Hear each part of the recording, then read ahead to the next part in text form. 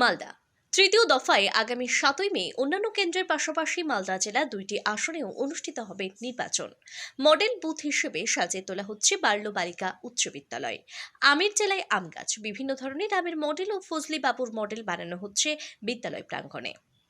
দক্ষিণ মালদা লোকসভা কেন্দ্রের নির্বাচন অনুষ্ঠিত হবে বাল্য বালিকা উচ্চ বিদ্যালয় বুথেও। তাই মডেল বুথ হিসেবে চিহ্নিত করা হয়েছে বুথটিকে। শিল্পী বটুক ভৈরব চৌধুরী জানিয়েছেন, আমের মডেল গাছ সহ বিভিন্ন জিনিস দিয়ে সাজিয়ে তোলা হচ্ছে বুথটিকে। যেহেতু আমের জেলা, তাই বিভিন্ন ধরনের আমের মডেল থাকবে বুথে।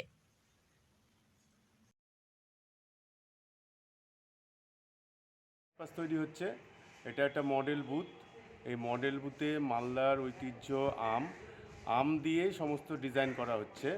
এখানে আম দিয়ে আমাদের এই সামনেটা বিভিন্ন রকম আম দেখানো হচ্ছে, ফজলি, গুটি, ল্যাংড়া, যেসব মালদার আমগুলো আছে সেই আমগুলো দিয়ে টোটাল ডিজাইনটা করা হচ্ছে। কবে ভোট আছে? ভোট তো আমাদের 7 তারিখ। মডেল বুথ হিসাবে এটা হচ্ছে। হ্যাঁ, মডেল বুথ। আপনার নাম? বটুক ভৈরব চৌধুরী।